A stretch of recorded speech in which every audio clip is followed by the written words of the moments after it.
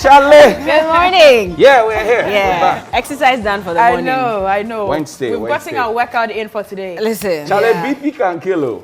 So you need to find time to happy yourself. I know. Yeah. Exactly. That's really true. It's true. It's true. When you follow the problems of this country, you would never ever smile. Yeah. Because a lot of things that happen in this country do not even make sense. Yeah. They don't make sense. Cookie slept in doom so this morning. Oh, no. But you know the funny thing. You know the funny thing. No. She said, "Family humbium." Oh no, I was found. No, untiasie. Family home, but mentally, me tuning off. No, because if you follow these people, I will age quickly. Yeah. My children will not come. My children's children will not come and meet me. So no, I'm not doing it. But you have to fight the system so that your children don't come and experience. We will fight it, but I will not allow them to affect my emotion all the time. Like every time I'm sad and I'm upset. Hallelujah, somebody. Yeah, hallelujah. Yeah, I'm on you a will new find page that this morning. in James 2:1. Don't let a new page this morning, but I can't come and keep myself. No, you can't. These people can't keep me. I think that sometimes the system makes it difficult for you to look on the positive side. Not sometimes, all the time. Because this morning somebody would maybe pick up the bill to go and want to pay the property rate. Yeah. They get to the office and even who to receive the money sometimes it's a problem. Yeah. Sometimes they say, oh, I've defaulted for 6-7 months. I want to pay.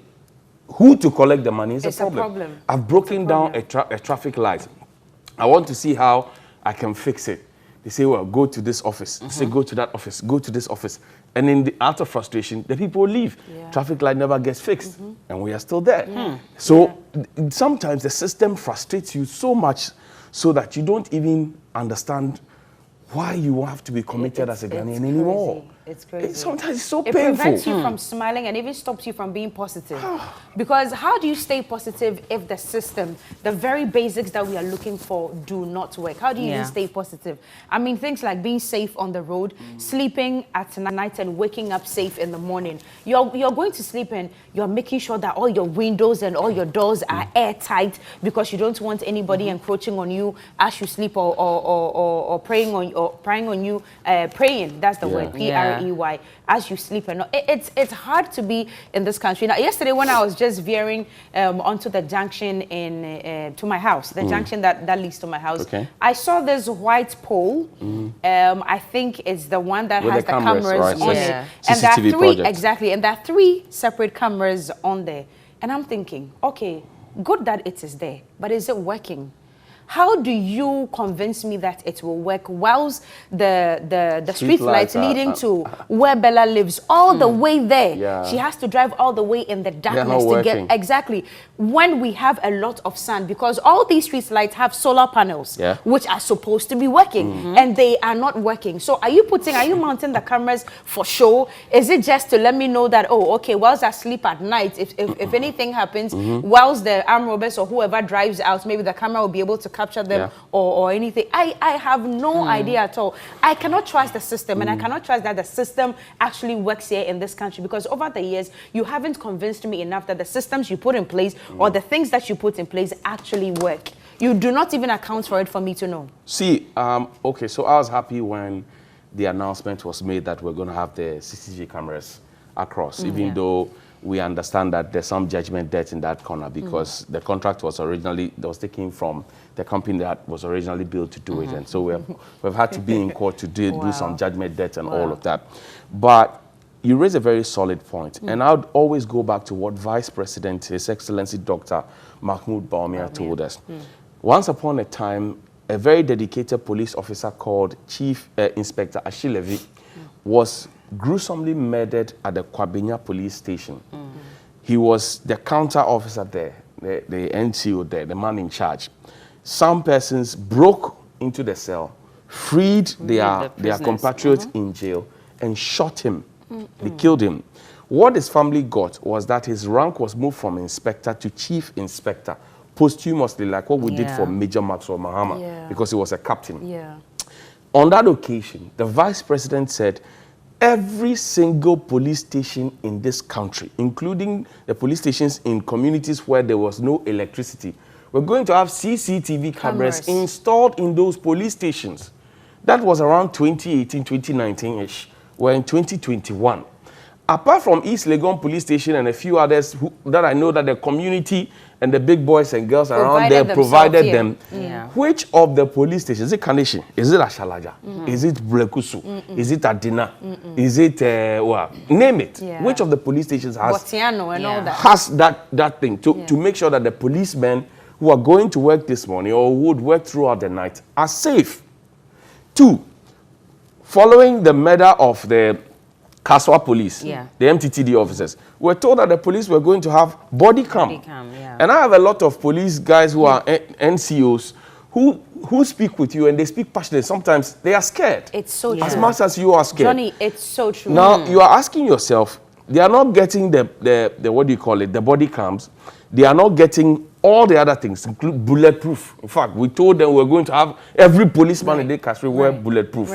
Then another promise was made that we were going to make sure that the streets are lit. Because we asked the question that, look, if the streets are not lit and you put the CCTV cameras, how do we identify? You are going to see a dark image, like a silhouette. Put your hand on my shoulder. Hey, you've been listening to some music, huh? I investigate. AJ, I've sent you a video of what it's like to drive from Pokuase to Achimota. It's quite long, so I had to break it into bits. But if you can project it for us. So basically, I had to find a way to record it. And it's stark dark. The only light you see will be the lights from your car lights. And so I always keep saying that when another car is coming and it has its headlights and you have yours on, then you are in trouble. Head-on collision. There's no light. I mean, right after the new Pokuase interchange, right after that, when you get to the Jonte, right before you join the overpass, it's dark until you get to the Achimota traffic lights. And it's still a construction site. Charlie. So it has things on the street. It's scary. I don't know why we've been talking about this over and over again. Nothing is being done about it. And my concern is with the police, because it feels as if I'm not castigating the police necessarily, because there's some good ones in there. But in most cases, people have complained that when you go to the police station to even report a case, a crime, now it's you they start asking questions as if you are even guilty of whatever may have happened to you. And yesterday we saw what happened with Lady J, who indicated that she had been attacked. And when she went to the police station, they said you are sleeping with him. So I feel like, as much as we want things to be done, the police are not helping us to, because you go to them and they don't even understand how to manage the situation. Let's look at it this way too, because I had the opportunity to speak to a policeman at one of the banks that I bank at. So I entered the banking hall, and normally you will see them standing in front of the banking hall with a gun. But this time around, when you have VIP service and you can just go to one of those small offices and sit down to be served. So that was the room that policeman was sitting in. So I got there, I greeted, and I said, sir, I thought you were supposed to be in the front. What are you doing inside here? And that's when that policeman confided in me that he is so scared for his life, not just him, all of them, especially those who are appointed to the banks, are so scared for their lives, because remember, just a while back, banks were targeted, where policemen were being shot all the time, even whilst they were riding in the bullion vans and all. Now, he tells me that they have proposed many times that, especially for those of them who work in the bank, let them come ununiformed. Don't let them wear uniforms. 2, 3 of them are sitting in the banking hall. So when you, the armed robber or thief or whoever comes, you don't even know who is who. Do not let them hold the guns also, because that's what tells everybody that this is a policeman. Let them have shotguns somewhere stuck in their clothes and all that. Let them just be spread across the banking hall ununiformed, so that when the armed robbers come, they don't even know who to shoot at.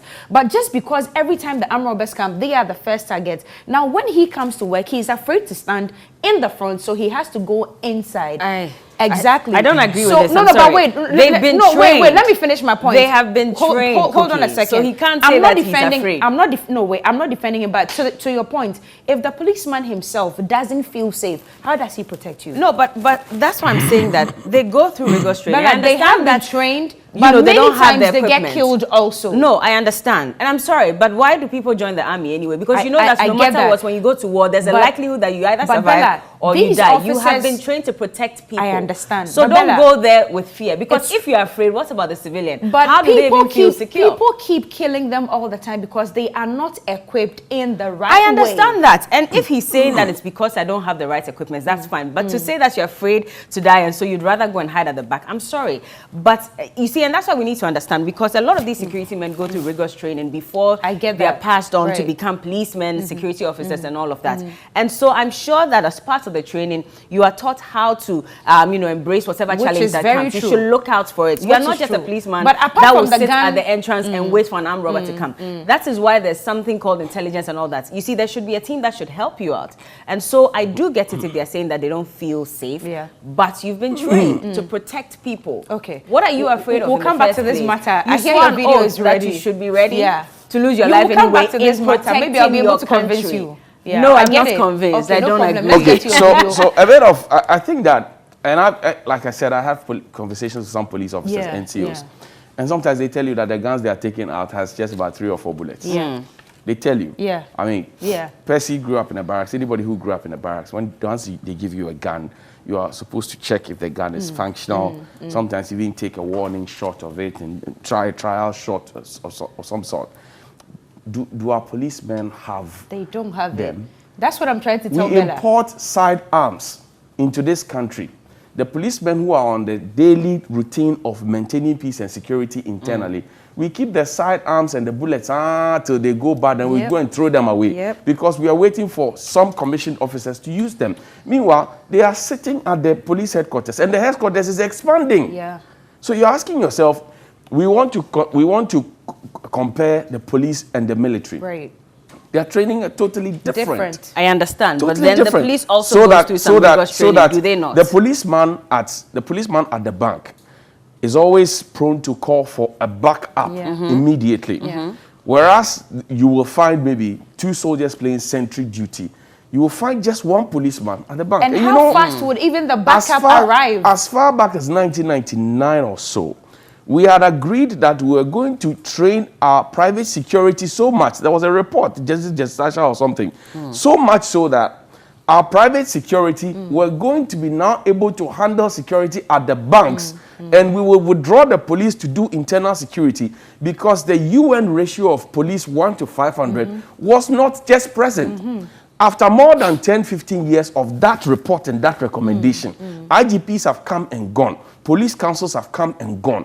What have we done? Today you have people who are doing private security. Some are as old and frail as you can ever think. And sometimes you are thinking, what are we joking? What can they fight? What are they securing? Exactly. There's a security man sitting somewhere. I'm entering a banking hall with a hat, and the security man cannot tell me that take off your hat because I'm trying to obscure the view of the CCTV camera. They are all watching. Everybody is watching because I'm a big man. I don't get it. So the basics of our security that we need to take care of, we need to be very, very, very concerned about it. We have to. Very, very concerned about it. Regardless, I still think that I find it very disturbing when the policeman tells you that he's afraid. I know. Because me, the civilian, I'm afraid. No, I'm afraid. You are supposed to be protecting me, and you are telling me that you're afraid. So if the armed robber comes, Bella, mind you, who do I run to? Mind you, he was only confiding in me. I get you. He won't come out to tell the whole public that he's afraid. But you see, he's not properly equipped. Which is a problem. And like Johnny said, even if he calls for backup, do you know how on the spin tech show, Charlie traffic,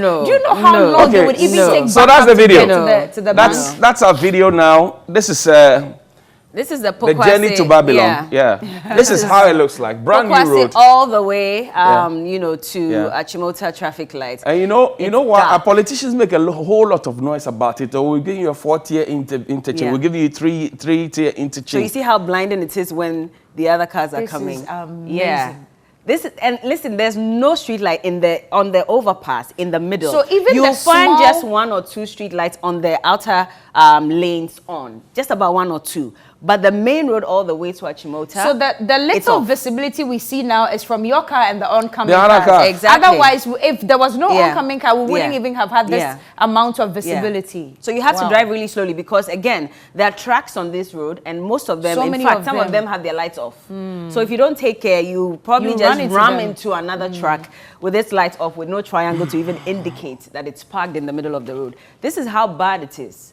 And you know, even today I'm lucky because there are certain days, and there's a little light also coming from the flash of my phone. So just in case you're wondering, you know, it's this bad.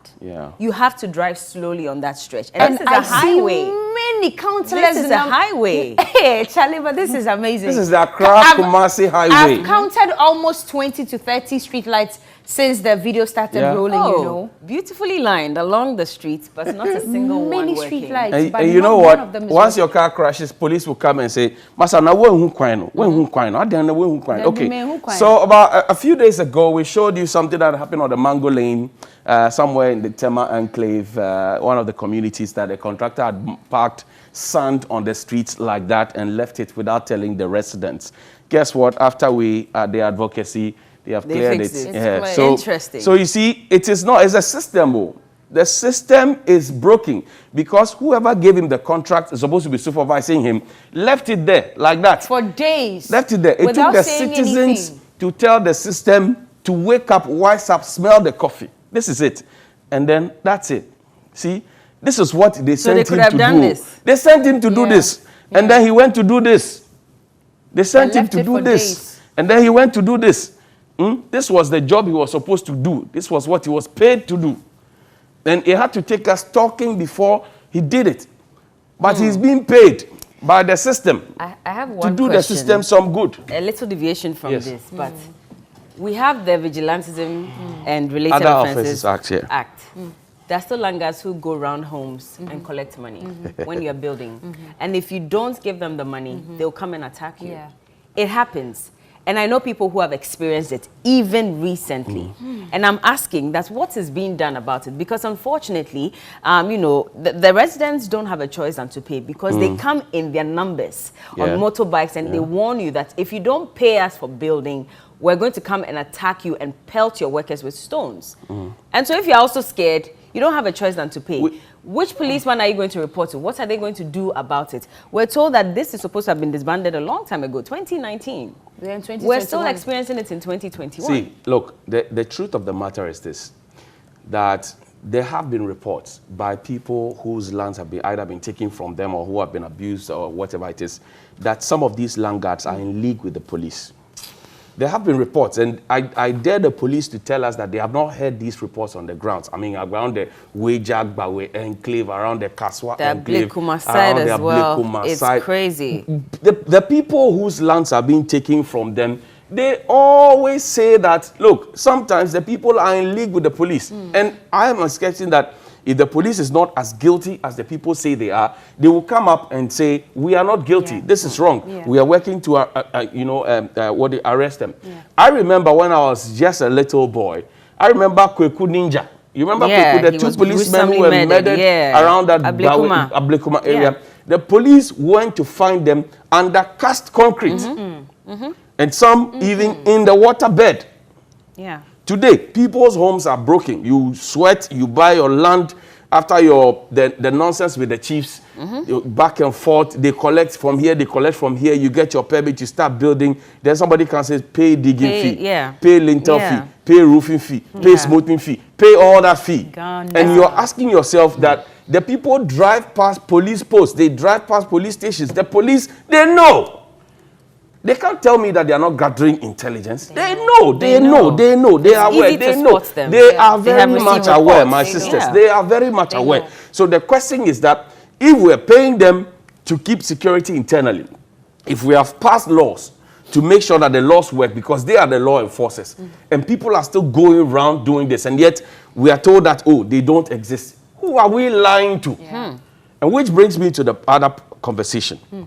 So we passed a law to say, don't gather up in the midst of COVID-19. To protest. We passed the law. In fact, it was the president that used his green pen to sign and say, do not mask up, because we're told that what coronavirus likes is when you mask up, then it starts spreading. That was what we were told. And in fact, at some point, we were even told that we should leave the conversation for those who are trained within the public health sector to be able to tell us what the detail is, and not to take it answers from politicians.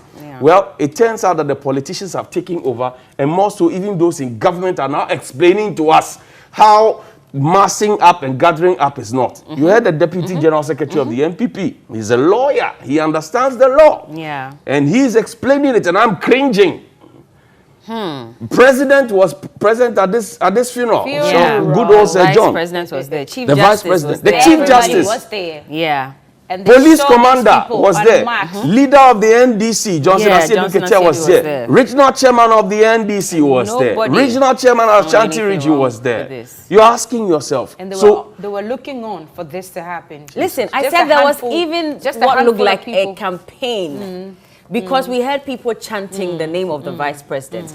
And there are some videos that we have seen that were recorded privately alleging that those people were even buzzed there to go and hail the VP. We're hearing it. It's alleged, by the way. This is someone's video that they put out. And they interviewed one or two of the people who were at the grounds, and they said that, oh, fire free how wow. Say informe group. Exactly.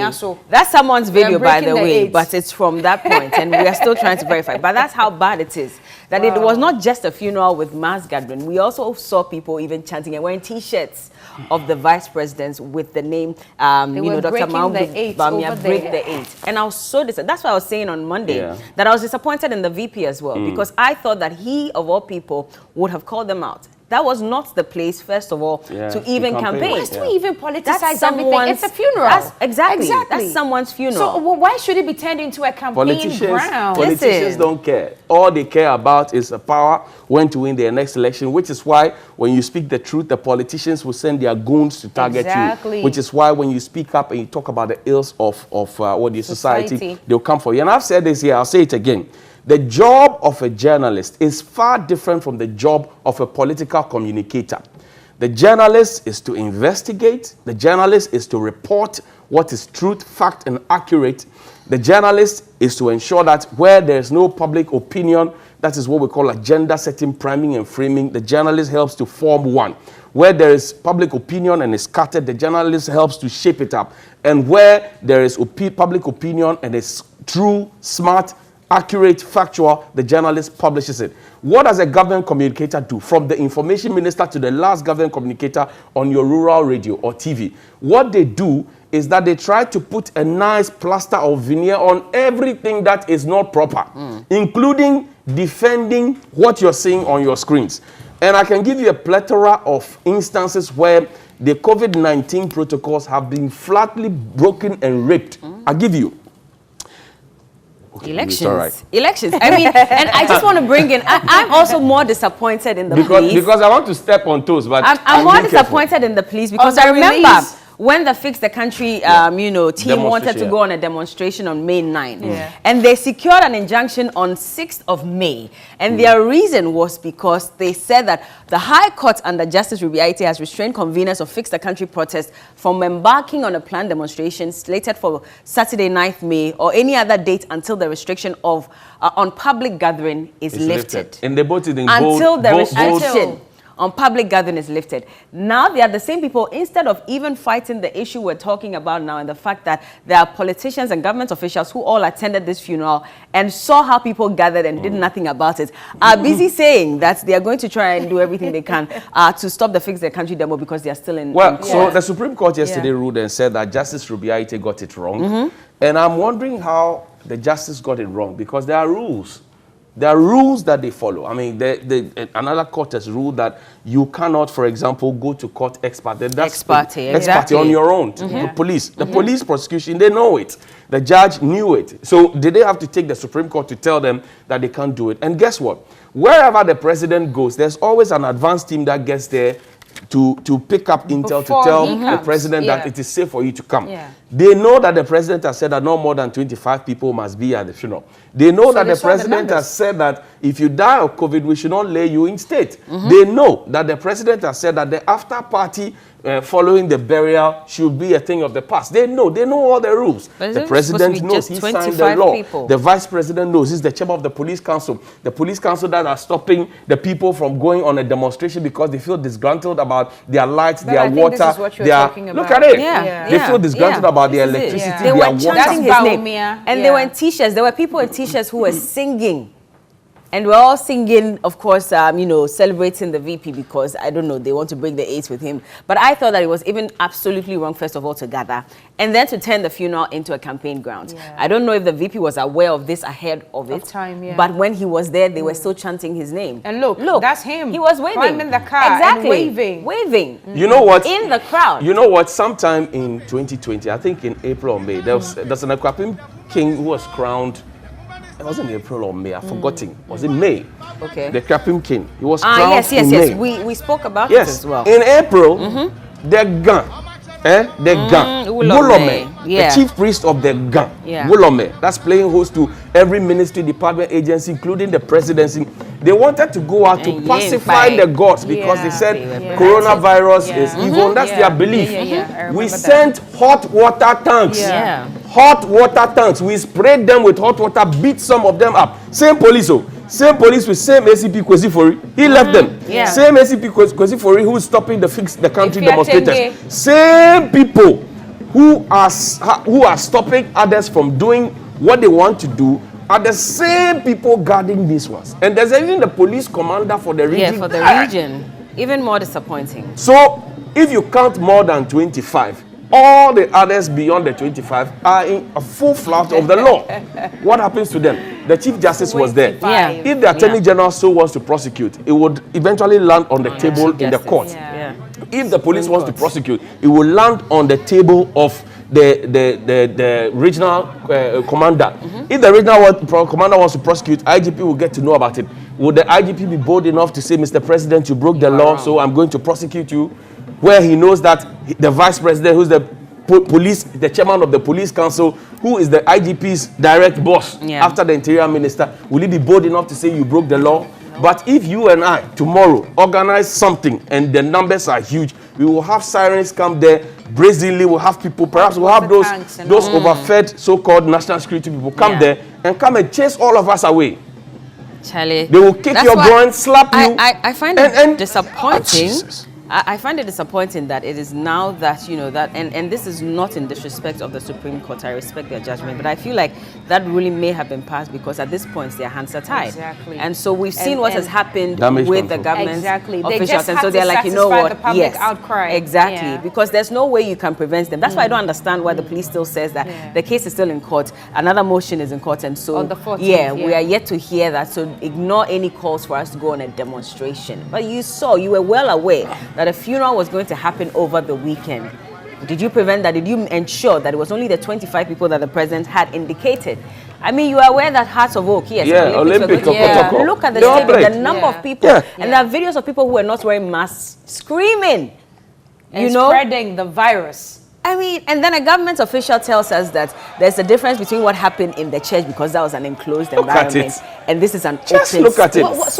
This is like 110 capacity. The people we copied the art of being at the stadium and cheering and chanting. This one even has his mask down his chin. His chin mask. See, the people we copied this culture from, where we go to the stadium to support our favorite teams playing.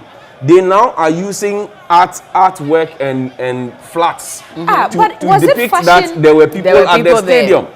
The people we copied from. Recently we watched the Champions League. The people we copied from.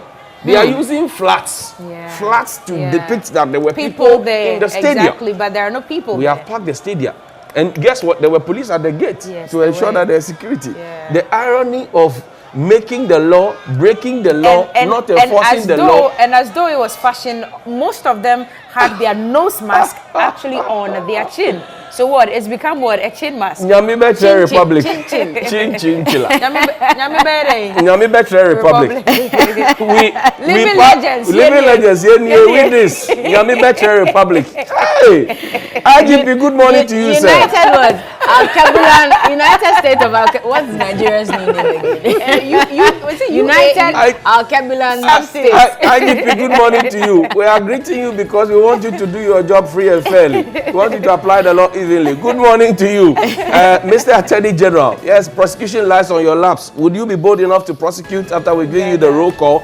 Good morning to you, Mr. Vice President. Are you happy that you went to mourn somebody and the people turned it into a campaign and they were wearing T-shirts, break the 8, even though your boss has not done more than 6 months of his second term in office, and people are already coming? How do you feel about it, Mr. Vice President, knowing that you are supposed to be supporting the president, but people are already campaigning and saying that you should break the 8? Mr. President, how do you feel after you signed the law that says nobody should be gathering up and people have been put in jail?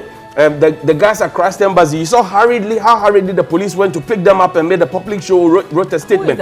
How did you feel, Mr. President? How do you feel now? They have to pick the whole country. Pick up the whole country. The vice president. How does the president feel? How does he feel? I'm looking forward to that.